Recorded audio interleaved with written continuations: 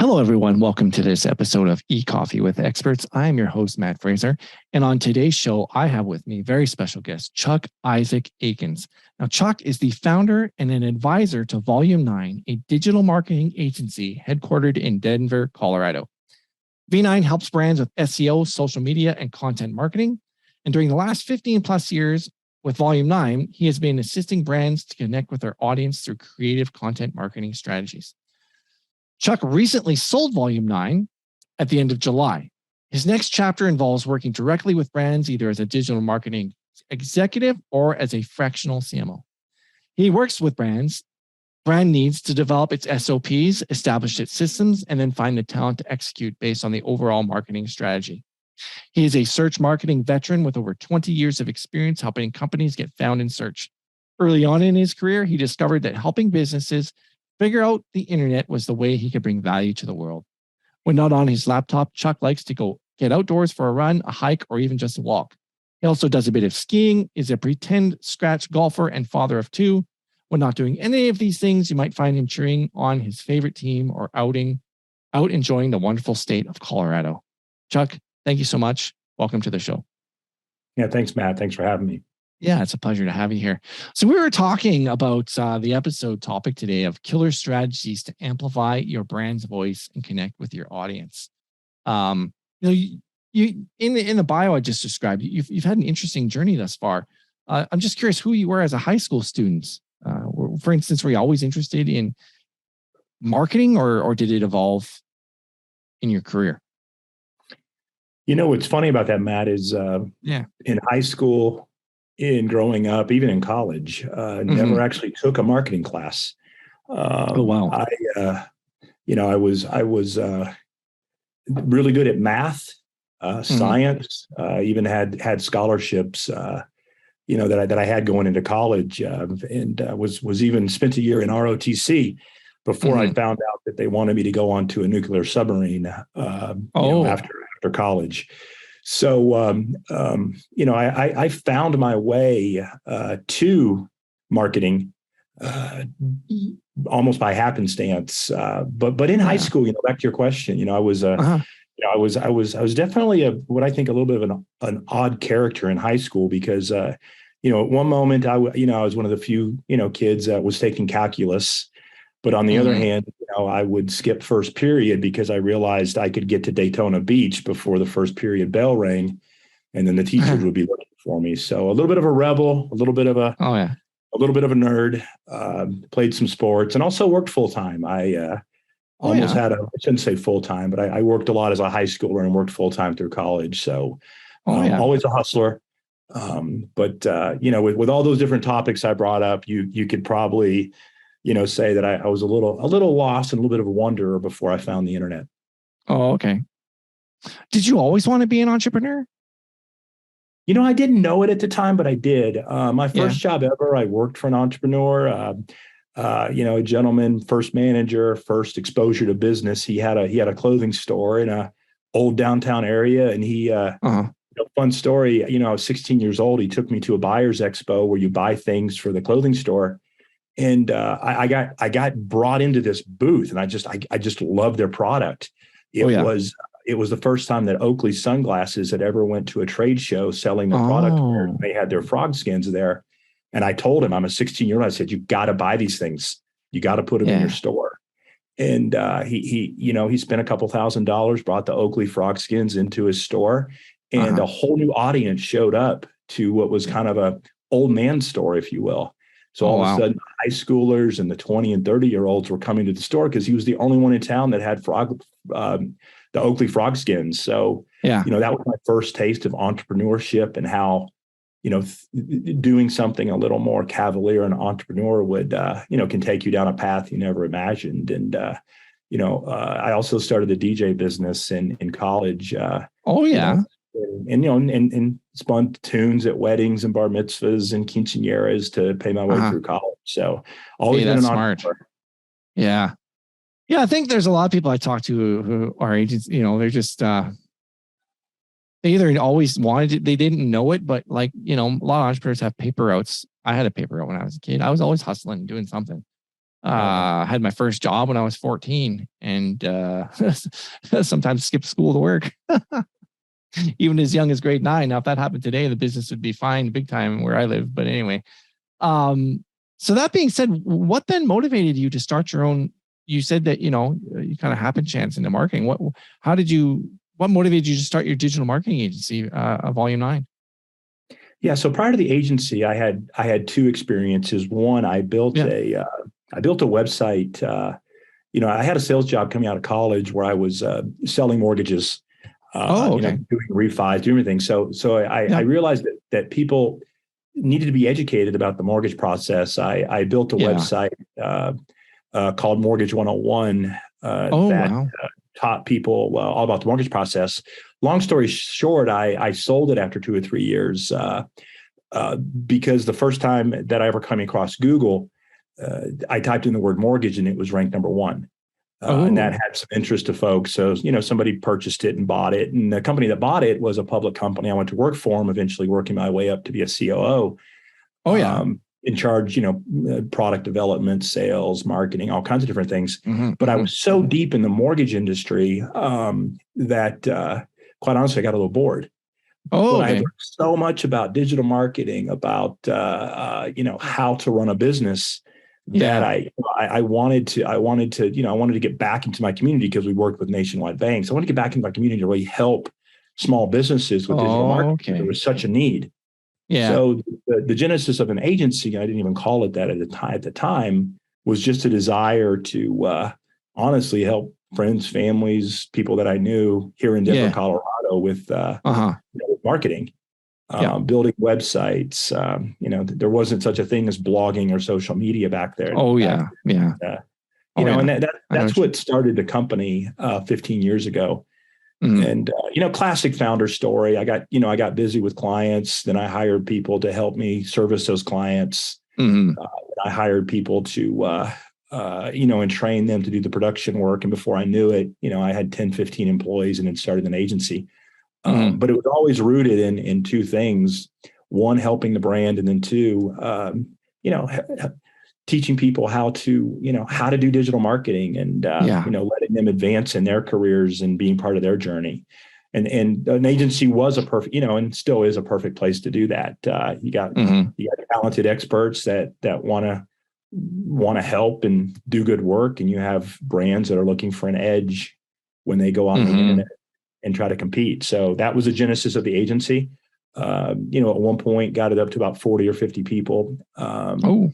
And, then decided with the agency that we wanted to focus on SEO. We did that for 4 or 5 years, then broadened into social and content, over the last 4 or 5 years that I was involved with it. What were some of the challenges of growing to 40 people, Chuck, if I might ask? Yeah, honestly, just the fact that there's 40 people is challenging. Having and managing and interacting with so many folks, and starting to build, what I'd almost consider mini agencies or mini business lines inside of the agency. When agencies get to that size, and as we did, you suddenly have a web team and you have a social media team. You have SEO, you have client services. And one of the challenges that I felt at that stage, and I'm sure every agency owner runs into, is then you have mouths to feed. And when you have the mouths to feed, it's not so much that as an owner, I was worried about making payroll. We weren't, that wasn't our problem. It was that suddenly our solutions were built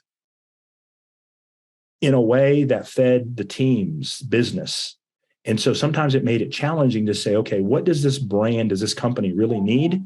Because what I have are these 4 service lines and I need to sell that to them. But what if they need something else besides those 4 service lines? Well, then you had to have agency partners and you had to fill in around that. But first and foremost, you had to sell your services. So what I always asked myself, first and foremost, before we got into pitch mode is what does this brand really need? And are we the best agency for that? And that's really hard to do when you need to, fill production team. When you have to do that. So that was a challenge of just almost staying honest to the, to the brand, to what we represented, what the value of Volume 9 was, and personally myself, and always doing the right thing by a brand. Just making sure that I kept that in check with, keeping the web team busy and getting more social media contracts and, finding, real challenging things for the SEO team to solve. So you always kind of had that conflict between what brands needed and what we wanted as what you had to offer. Did you therefore turn away some business before doing the pitch because you realized it wasn't the right fit and the brand didn't need what you were offering? Oh, absolutely. Did you have to make those tough decisions? That's hard to do. It's really hard to do. That would be so hard to do. All want to do it. When you see a potential opportunity to maybe sell a service to a brand, you want to sell it to them, even if they should have something else first. And there was a lot of business that got turned away. One story that I really love is, I turned away a startup business because they just weren't ready for what we were going to do for them. But we had great conversations. It was a really, it was a business I really loved. I would have really liked to have had them as a client. And sure enough, about 2 years later, they came back and engaged with us because they had done the foundational work and had grown their operations to the point where our services made sense for them. So a lot of times, that rarely happened, but it happened on occasion. But it always was important to be honest and authentic with folks about whether or not the agency was the right fit for them, and it was the right time, and that it was going to be a really good engagement. But because of that, there were clients that we kept for years and years and years. And there were clients that, left after 3 or 4 months because they got what they needed and moved on. And I really, relished and was grateful for those folks who came on board at the right time. And then we had a really good long-term relationship with them. Yeah. I still keep relations with the first client we ever signed up as an agency. There's still someone I work with later. And that's a testament to doing it right, but also, always, looking out for their interest as well. So how did you decide who was the right agency? As an agency, how did you decide who was the right business to take on and who was the ones to turn away? It sounds like a simple answer, but the first thing you have to do is something that I've heard people call active listening. Okay. When you ask questions and I call it discovery. When you're doing the discovery in the sales process, or even if you're doing it when you start the project or start the relationship, but to listen so actively that you're almost reading into the answer behind the answer or the question behind the question. When you dig that deep, not just the what, the why is important, the how's important, but to really, have the empathy of, if I were in this client's shoes, if I were in this brand's shoes, if I were in Matt's shoes, what would I do? And if what Volume 9 did or what I do, even today, is a good fit for that, we're going to figure this out. We'll find the right retainer. We'll find the right way to compensate. We'll put together a 3-month, a 3-year plan, all of that. Okay. If we can truly get to what is it that you need, and how am I, or how are we going to solve for this? It shows itself. And if when there's a good fit there, and that you're going to be able to do things together, and when it's maybe, and it's a no, and even maybe is okay, because sometimes maybe is the best you can find when you go looking for someone to help you, or when we're looking for the right fit, and that can work its way into a great situation later. But when it's a no, you just gotta say, all right, it's a great conversation. It's just not the right time, right fit, right strategy for you at the moment. And but it really is. I would almost say, like, it in your gut. It's an intuition type thing that you have to trust. Or besides budget being an issue, were there any other red flags that would, over the years, you learned to identify that caused you to know right away whether a business would be a right fit for the agency or not? Yeah, I would say the next thing that I would probably look at is I'm not sure what the global word to call it is, but when someone comes in and does a self-diagnosis, um, or they have zero idea, like they just start the keys and say, you just do whatever you want. So it's either lack of engagement in the conversation, Okay. meaning you're the expert, Yeah. you just do whatever, I don't care. Yeah. Yeah. Or the other extreme where, someone comes in and they say, hey, I've already determined that, hey, I did my own SEO audit. I did my own, content strategy. I Yeah. need you to do what I tell you. Either one of those situations can be a red flag. I know that's an extreme. No, but What fair enough. what I always have looked to do is to say, how are we going to build together the best possible between your team and your resources, your employees, your contractors, your friends and family, my team, me, my resources, My how are we time. going to mash this together to create a team that just can accomplish great things? So Knock it it's out of the that park. together, the one, the 1+1 is 3 kind of concept that I'm always looking for. So whenever someone hands you the keys and they just want you to do everything, or they think that they're going to dictate that, that's not inside of that spirit of we're going to do this together. That's how we really do great things. Yeah. I can lead the orchestration of this. I can provide leadership and direction. And so I'm not trying to pass that buck, but everyone's involved. Yeah. That's what success looks like to me. And so a red flag would be things that get in the way of everybody working together towards that, whatever that strategy is. Yeah. Unfortunately, I worked for someone like that who wouldn't provide me with a budget for content marketing or SEO, but then would go and spend $5,000 on the newspaper and tell me and ask me what I thought. Exactly.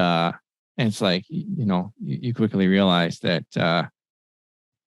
someone like that who's micromanaging or doesn't know what they're doing but thinks they know what they're doing is not the right fit to work with.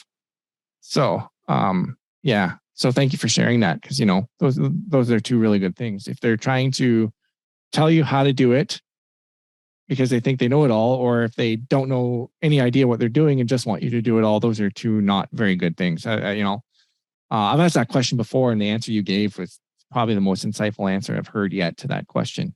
So I appreciate you sharing that. Oh, see, I think I was just babbling. So great. No, not at all. No. I've asked, not at all. In your agency, I guess you would focus on helping clients. And one of the hardest things I found about running my agency and business was trying to figure out, number one, turning my services into products in order to scale, but figuring out what I could offer the business at hand and what they needed, and making sure that it was the right fit. But I know that one of the things you did was help them to create a brand voice and helping them to do that. Can you share? I mean, our audience is pretty sophisticated, but just so that we're on the same page, the definition of a brand voice. Yeah, when you say brand voice, boy, a lot of things pop into my mind. But if we think of a brand as a separate entity, a brand has a personality, and that a lot of times a brand will take on the personality of a entrepreneur, of a founder, of the creator, and there's often a creator story that builds the brand.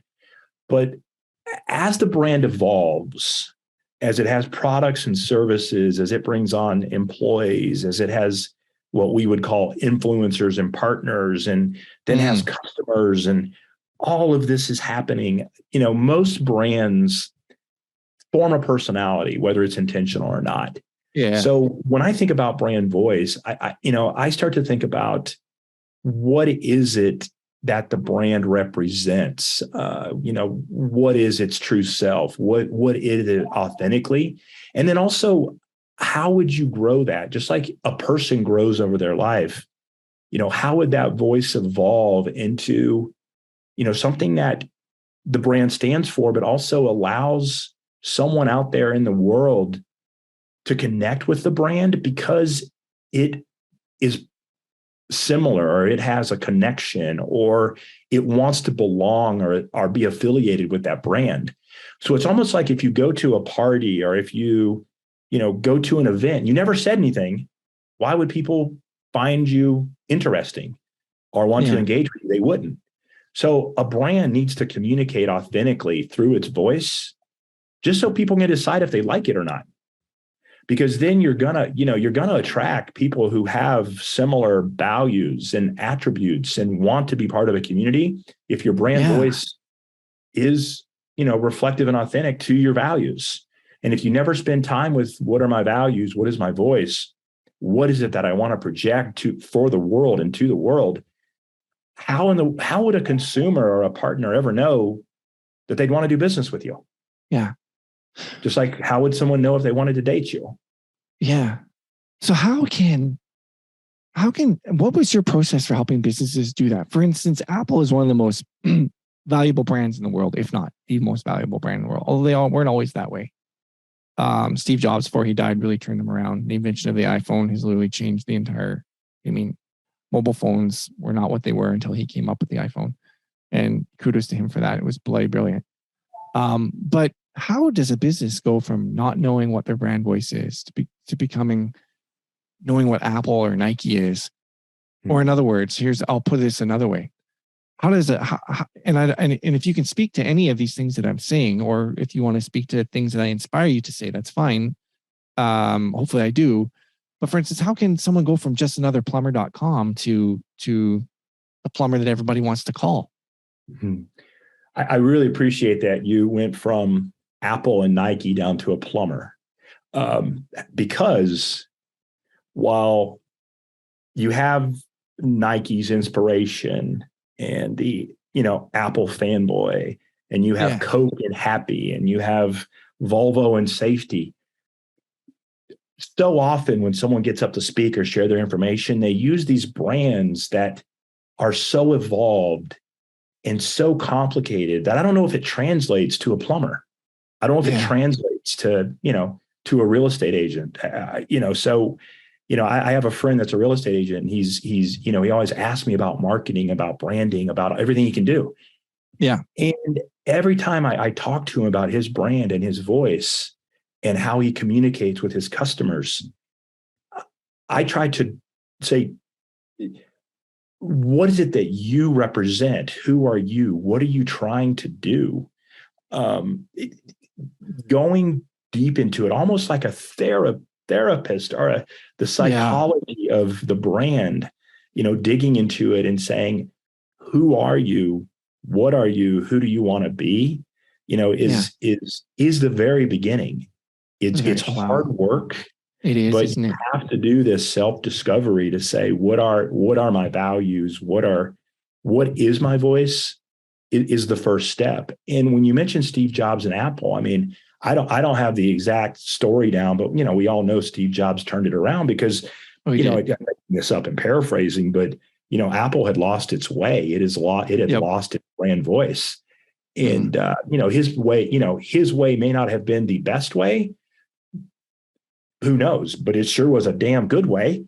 And so when he came back, he got that brand back on track because, he took it towards a very clear direction that was based on his thoughts and his personality and his way of doing things. And it created a subculture that, people could really relate with, without getting into the actual tactics and techniques. So, what you inspired me to kind of talk about there is yes, you can look at these big brands, just like if you were a designer, you can look at the incredibly, sophisticated yet simple design that Apple does. But when you bring it down to a small brand, a small business, the brand voice usually comes from the creator or founder or someone who is very representative, in building that.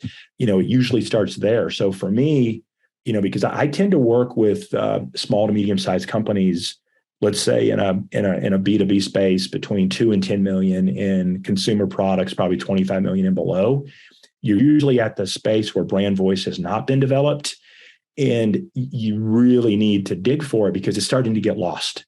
Okay. As they become a grown-up business, they lose the brand voice of who they really are. So it's an internal soul-seeking, who do I want to be? What do I want to represent? And you don't have to get super. I mean, you can get directional and decide, or am I more funny? Or am I more serious? Am I more scientific? Am I more creative? Like you can do some brand attributions just to kind of get started on your voice. But it really comes down to authenticity, and then having the courage, if you will, to go out and communicate that way, to communicate in your own voice, and then be consistent in everything that you do towards that voice that you've decided is representative of your brand. So so in regards to that development of that, is it start with like a word map around emotions in order to create what the brand is about, and the key founders being involved in that? For instance, obviously one of the first words that comes to mind for me when I say Apple is innovation, although some people would argue that that isn't the case for Apple anymore, but I won't go there, even though I said it. But, Steve Jobs was inventing the iPhone 3 years before it was even possible for it to operate on the network. Like he developed it 3 years before the network was even able to handle the iPhone. That's how far ahead he saw. So he was an innovative person, and Apple was innovative in various different ways. The iPhone has literally changed mobile connectivity and the way we do our lives, which inspired Android and whatever. But is it start with like the personality of the person and the founders, or is it like when you take, if I wanted to get you to, if I wanted to hire you to help me develop the brand voice of a company, and I can again come back to Acme Plumbing if you want, or we can pick something else. Well, what would your process be of your starting point of, okay, this is the first thing we're going to do to create your brand voice, and this is the first exercise we're going to do? You mentioned a really good exercise, which is a word map. Okay. The way I translate that tactic and that technique is actually, I put a list of words in front of 1, 2, 3, 4, whoever the stakeholders are, and I just have them circle words that. That's neat. That they that resonate with them, and a lot of them are emotional words. Now there's you got to do this twice, because the first time I do it, I don't give them any instruction, but I know it's aspirational. It's what they think they should say. And once I have those documented, I go back and I say, no, I want you to answer this true and authentic to who you really are and what you are going to actually say and do on a consistent basis. And I kind of challenge some of the words to get, like you just did with Apple. Okay, Steve Jobs wanted to be innovative. Was he? So a lot of times, and I'll get on a little bit of a tangent and come back. And when a lot of times, a lot of times people will have priorities, but how do they live their life? On an hour by hour basis. Maybe they do want to spend more time with their kids. That's aspirational. Do they actually do it? Okay. So the same way, you aspirationally might say you want to be innovative. I'm going to look for proof of innovation, because that means you're already doing it. So I need to kind of do an assessment between your aspirational brand voice and the current brand voice of what's actually happening, whether you're communicating it or not. So once I have those two things, kind of figured out, and if I can't get them to do the second one, I might do it myself. And again, I'm not judging, simply assessing. Much like you would maybe if you were looking at the SEO of a website. Where do you want to be? Yeah. Great. Where are you now? I just need to know so that I can bridge the gap. So where do you want the brand voice to be? From 1, 2, 3, 4 people, where are we now? And there's a set of open-ended questions. I have some standard ones that I do, but then also, depending on what I'm seeing, I might ask some additional questions. Because if I'm hired or if someone's helping you with your brand voice, the curation of these words, the emotions, the labels that you put on them that eventually become the pillars and attributes that you document for other people to read so that they can help you stay on brand and inside of your brand voice, right? We have to explore each one of these. But if you were to say, Chuck, I think with Matt's question and now with your answer, is there a process there? Yes. a set of words or a word map, both aspirational, and then assess where you are today. Yeah. And then against that, you need open-ended questions and discussion around these words to start to build your messaging, to start to understand where you would improve, to start actually doing things in as simple as, what does my ad copy say? What does my website say? How do I communicate in a company meeting? What's my lead into a webinar? Like, in all kinds of situations, you get the opportunity to go one way or another, funny or serious, innovative or traditional, right? You start to just having these black and white that you can figure out where you fall on the spectrum. Even if you haven't fully developed out your brand voice, you're on your journey towards finding it, towards developing it. Because what we would do in the beginning, in the first 30 days, is very, very foundational. The guys that we mentioned, from Apple to Nike, I mentioned Volvo. This didn't happen one day. I have no idea how long Volvo's been around, but I don't think they developed this yesterday. It happened over time. So with that plumber, with that real estate agent, with that B2B software company, with someone selling wigs or eyelashes on Shopify, wherever it might be, we can put the foundation in place. And you're going to develop this over time because there's so many inputs. How your customer service reps talk to your clients. What do your influencers say or do? What do your customers say or do? Like, you're going to, just like you would, kind of, your personality would evolve over years personally. It'll evolve over time inside of a brand and develop. But that foundational work to start, words, emotions, labels, attributes, very, very almost psychology 101 from a human perspective, you would do at the brand. And does the brand have to line up with the industry? For instance, what I mean by that is, let's take a fun, a humorous brand. I think Absurd and Weird, Old Spice. A lawyer isn't going to be able to take on.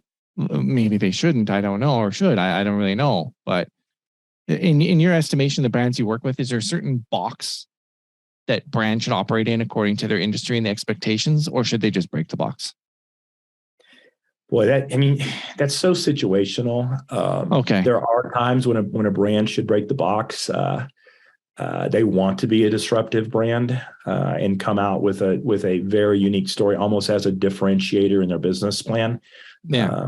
But let's stay inside the box for a second. Sure. Okay. Because right, if you're going to have, you need courage to step outside the box, and you better be right. So let's say there's a little bit of risk and step outside. There's a lot riding on it. So let's just say, to begin with, you're going to take the safer approach to stay inside the box. So I don't know if I would limit it as much by industry. Okay. Instead, I would, and this is true of every time I get asked this question, I always go to, okay, I don't know if I care what business you are. I don't know if I care what industry you're in. I care about your audience.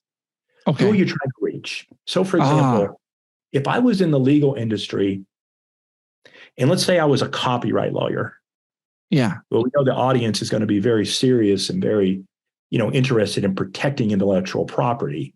Now, let's go a different route and say that you're a very interesting not an injury lawyer, but let's say for some reason you've entered, you as a lawyer, you've entered into a very let's say divorce law. A divorce law. Okay. So where maybe in that situation, maybe to get outside the box, divorce is a very serious matter. Firsthand, I can speak to that. But maybe in this case, to stand out in the crowd, you do need to break the box a little bit and maybe even introduce a little humor. I don't know. There would be a way to do it based on, but what you have to do is just say, okay, if there is a couple out there who is going through divorce, is humor appropriate? Is this type of storytelling appropriate? Are they going to connect with your brand when you give them this message?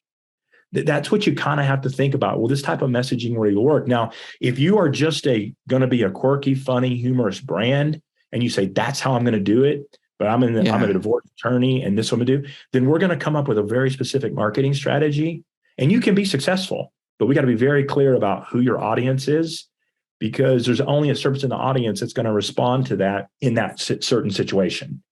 So in what you got there is that there's really not let's say it's 20% industry based, and it could be 80% audience based. Okay. And that's why some brands, when they build their ideal customer and they start segmenting their audience, you do get this nice alignment of a quirky, funny, humorous brand that breaks the box.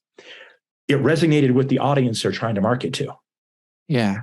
That's what you really got to think about here. So don't do it for the sake of doing it. This is very interesting.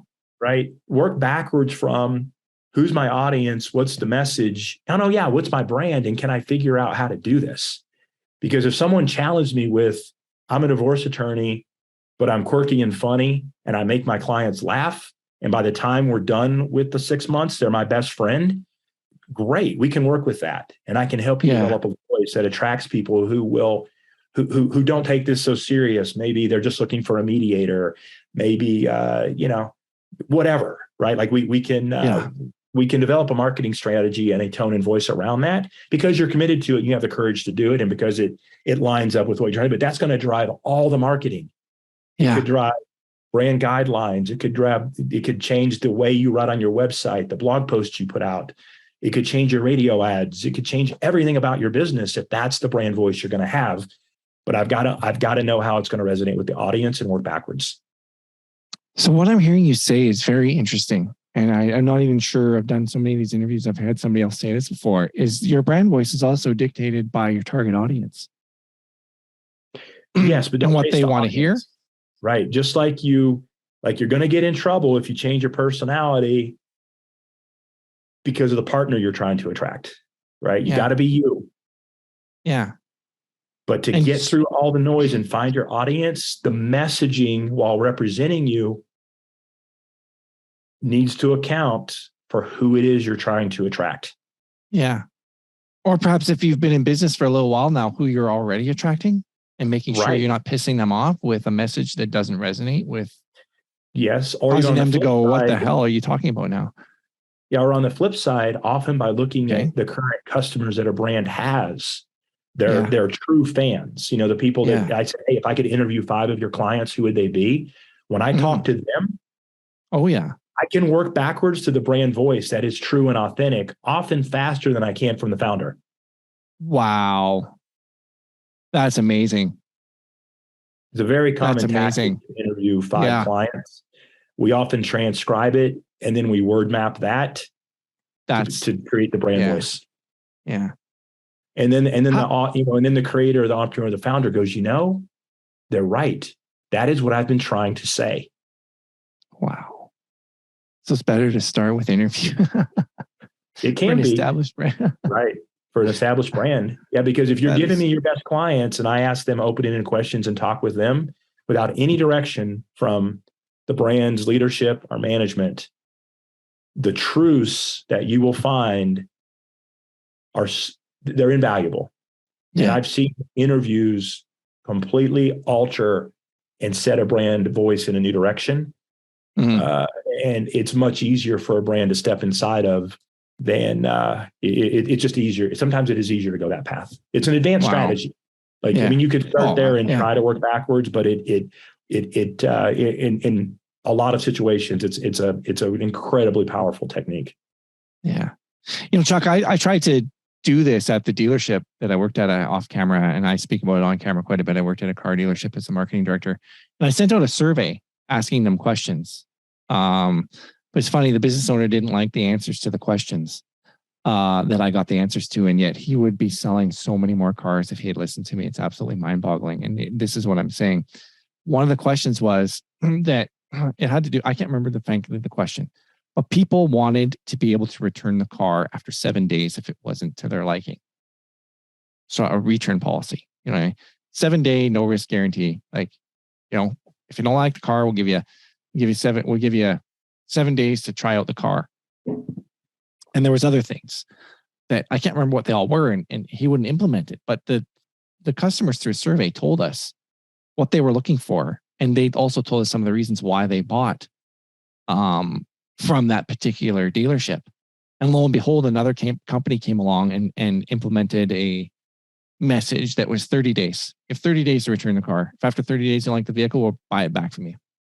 Well, CarMax is popping into my head as the brand that did that. Yeah. Yeah, they did that. Yeah. But he wouldn't do it. He wanted to be just another cardealer.com. Mm-hmm. And it was unfortunate. So I'm glad that you're sharing some of these things that the customers will tell you what the brand voice is. Mm-hmm. Speaking of the one thing I would say, go ahead. Yeah. One thing I would say there, just is, if, for those that are listening and maybe saying, hey, I want to do this.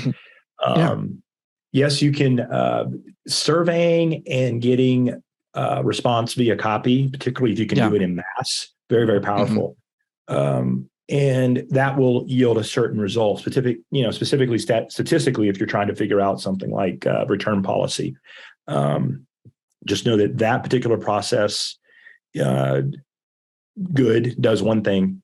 This concept of spending an hour to 2 hours with one specific person and having a conversation, much like we're having right now,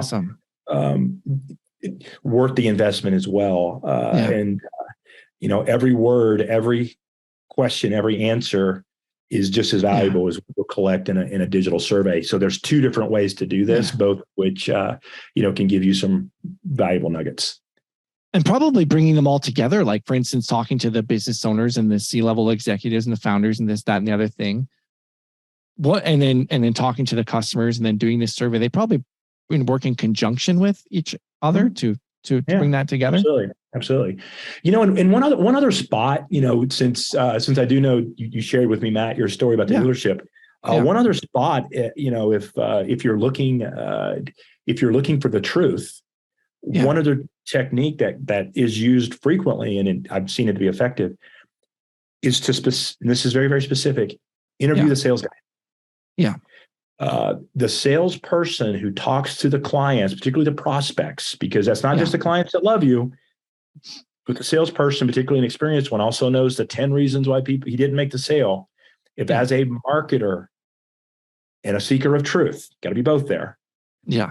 Interviewing a person on the sales team can be just as valuable if you know what you're looking for, because they will tell you what they've heard clients say. So if you were to pair a survey with the word map, with interviews, with a feedback loop from the sales team, you're getting pretty damn close to the inputs you need to build a brand voice guideline. Yeah. What about the customer service people? Excuse me? Customer support. Customer service. Customer support. Yep. Anyone who's actively working. So sales prospecting and then customer support. As well. So anyone that if you did extend that in certain industries, let's say particularly in customer support, not only be important in consumer products, but anyone that's manning the support desk for particularly chat desk for a B2B company, or a B2B software company, they're gonna know, they're gonna have a heartbeat of what the clients are looking for, with what resonates with them and doesn't resonate with them. Yeah. You just got to do it in a way, because you always have the company line. And that's important. You got to have SOPs. You got to have standard answers. You've got to train people to be, regimented in how they service clients. Mm-hmm. Talking about the off the record conversations. Now, out of the two, I would typically go to a sales guy first, because they're usually used to going a little more rogue faster. But customer service people, absolutely. Once you create a safe environment for them, that they know that, hey, we're really trying to do right by the customer here. They probably have even more data points than a salesperson would. Mm-hmm. Yeah, they say in the car industry, the sales team sells the first car and the service sells every car after that. There you go. So they're able to tell you why they'll sell the second car and the third car, and if the service department does a crappy job, the prospect will go to a same brand but different dealership because they've had a crappy experience. There you go. But they can tell you the reasons why they bought the car and this, that, and the other thing, and why they like it, because they're not being sold. You know what I mean? They're more vulnerable because they've already bought, and they'll tell the service person why they love their car so much in that context. So I was just wondering for validity, for confirmation for that. Oh, absolutely. That idea. Yeah, and I heard that one lady, she went and listened in the Bose customer support call center and listened to all the things customers are saying to find out that information. Mm-hmm. But do you think that this is the foundation for developing you mentioned content, but also for developing, for instance, the elevator speech, if you will, or the unique selling proposition for instance, Geico Insurance, 15 minutes will save you up to 15% in car insurance. You know, or I mean, Nike says just do it. I don't even know if they're using that anymore. But the point of the matter of developing that messaging is that key, and developing the brand voice the foundation to developing the further aspects of the marketing messaging, such as a USP and a elevator pitch, if you will. Oh, absolutely. So when you think about your brand and voice and the guidelines and the messaging that you craft, it is foundational, just like font, logo, and different design elements that you might have. The brand voice can be applied and applicable to so many different aspects, including the USP, like you asked about. Now, I can tell you, as an agency, we practice what we preach. After one set of client interviews, at some point in our history, I'm going to say it was about 5 years ago, we heard repeatedly that what our clients loved about our agency work is that was our interaction with the team, that we were a part of the team. We weren't separate from the team. It was, we were an extension of them. Yeah. So just like, and again, anyone out there, when you work with an agency, you have an employee and then you have an agency, or you have a consultant. And I can get into agency consultants, and it's a topic I'm not passionate about necessarily, but I'm really digging into. But let's just say you have people that work for the company and people that are hired by the company. Yeah. And just like I do when you were at the dealership, or when like I can go to someone in the company and I know I'm going to get a certain response from them. Yeah. Right. Like they're going to stay late. They're going to get the job done. Yeah. Right? When we heard clients say it's like they're part of the team, that's what they meant. Yeah. When they have a board presentation, when they have a report to get done, when they have a big campaign that's launching, we act just like we're an employee. There's no difference. We're an extension of the team. And we heard that come back in the interviews. That's what they appreciated the most. So what do? We spun that into unique selling proposition all the way back, to when we were doing pitches. We are an extension of your team. That's what makes us different as an agency. And sure, everybody says that. Let me give you real examples in our procedures and how we work. We're available via Slack, like an employee is. We will go in and help you present that report to your higher ups, or we'll make you look like a rock star, just like you would ask someone underneath you do. Whatever it is, we always were acting like an extension of your team. So it not only became part of the unique selling proposition, we started to change the company to make sure that people understood, how would an agency or a contractor act versus how would a team member act? And we tried to say, let's act more like a team member and less like an agency, because that was important to our brand. It was a pillar, if you will. And we not only said it was part of our voice to be part of your team, but we're going to act this way. We're going to talk this way. We're going to be this way. So to your point, it can extend into so many different ways once you decide what your brand stands for and how you're going to communicate. Oh, I lost. Yeah, no, absolutely. And that's unique. For sure. No, sorry. I got a little internet is acting up here. So, I would expect nothing less. Yes. So in regards to the brand voice, I'm just trying to. Well, one of the things, Max, I know you're working on technology. I think one thing that is important in all of that, because having it change your operations, communicating to the team takes years and years. One of the quickest applications for your brand voice, and you mentioned it earlier, is the content you produce. Okay. So in digital marketing, there's 3 forms of content that often get affected by a change in brand voice or development of brand voice the most. Yeah. First is the website. Just in general, and that is inclusive of your, what I would call your evergreen content, but more importantly, your blog, our thought leadership that you put out in in articles and, different pieces. So that's one. The second thing that it really should affect tomorrow is your social media, because that's where authenticity and voice show up more than anywhere in personality. Yeah. And then third is in your email. whether it's your transactional emails or your regular communication you do. I don't want to call it a newsletter. It's only appropriate in certain industries. But those are the three aspects where if I were going to say, all right, I have some loose brand voice architecture in place, really loose, right? And I know aspirational versus where you are, great. I'm then going to look at your website, including blog and articles, your social media. I should do that in different order. Social media first, then followed by web, then followed by email, to try to figure out, one, how well are you doing? Just an assessment, no judgment again, so that we can start to introduce some of the brand voice and become more authentic. Because when someone says to me, I'm not getting any engagement on social media, now this is outside of boosting before the paywalls went up. Sure.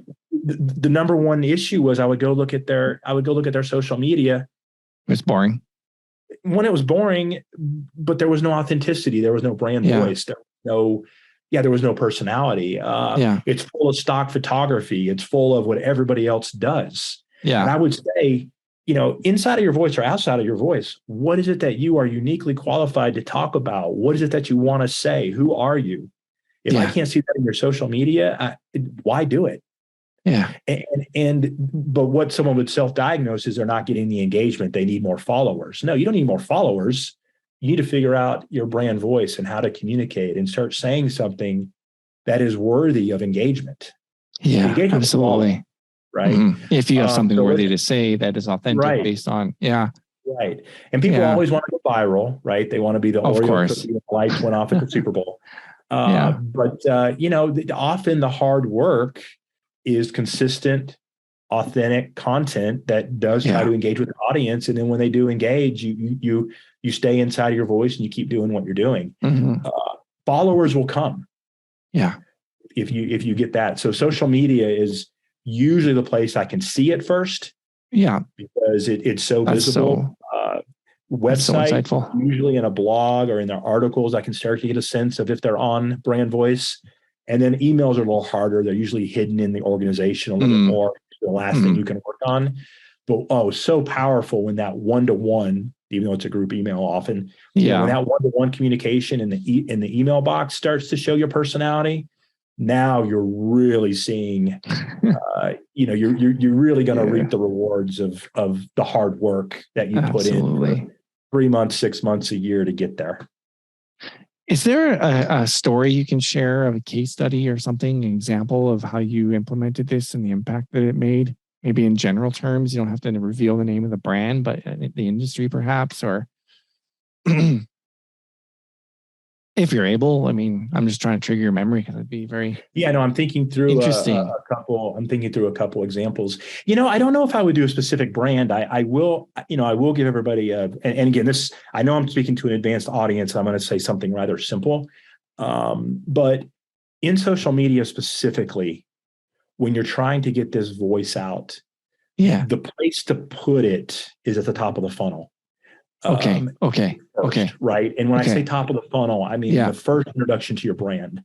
Yeah. And when I say that, and I think about the different brands we've worked with, and I'll use the business side of Land's End, and we have a case study, volume 9. I like to say we still, even though the agency is sold, we had a case study that talked about this. But in that brand awareness space, the first time that someone interacts with the brand is your chance to take that voice and get engagement. So are you inspirational? Are you, that would be, are you funny telling jokes? I mean, this is where your personality can really come out, because your only goal, top of funnel social media, is just to say, hey, I'm Chuck. Hey, I'm plumber. I'm real estate agent. I'm B2B company. I'm just here. I'm not interrupting your day. I'm just sharing something inspirational, a quote, a funny story, a video. I'm just sharing something with you. That's a chance for your personality to really shine. Now, what's great about Facebook and Instagram, and this was a lot easier in the old days, but you can still do it, is that once you do that top of funnel introduction and you have an introduction to brand, you get a little bit of engagement through something that's funny, inspirational, quirky, unique, whatever it might be, you can retarget down the funnel, educate them on product features, and then finally put an offer in front of them. And again, I'm not a funnel click guy. I'm not a ClickFunnels guy. I'm just using a buyer's journey of getting introduced to a brand, getting to know somebody, and then getting into the meat. And we have case studies where we've done that with brands. So an inspirational quote or a short video clip, or maybe it's a brand that, I can talk about holidays or barbecuing in the backyard or something that is just fun and light. Those brands that understand how to have the first conversation be about a personality, be about something that engages the user, or the audience before they move into marketing and sales. That's that's now execution of the brand voice, right? And I've made it a couple times. I make analogies to real life, right? Like, no, that's okay. You don't start with your occupation or your interest in railroad, trains. The first thing out of your mouth, right? Right. You get to know somebody a little bit. Who are you? You have a lighthearted joke. You share a story, right? You have a tea or a beer, whatever it is. You have coffee or beer. Like, you kind of wade into it. The case studies we show with brand is be light in that first engagement, and then over time get a little more serious into the conversation. And things like blog post and top of funnel social media allows that to happen. So does there's different things that do it, and then you can you get a little more serious, and you bring up different brand attributes later in the conversation. So that it's not necessarily, but there's a case study behind it, because we showed how what we did in the case studies is that we built an audience and we marketed to them cold with brand voice. And then we also warmed them up with engaging content before. And we showed that your return on ad spend, once you got down to actually running ads, was a 4, 5, 6, 7, 8, 9, 10 multiple to a warm audience that had been exposed to your brand through engaging content that was more on your top of funnel brand voice before putting an offer in front of them. Like, we were able to show across multiple scenarios that, the funnel isn't a sales trick to get someone to buy from you, right? You don't put someone in a funnel to force them. Email 5 times to get them to buy. No. Think about this differently. Start the journey with, who am I as a brand?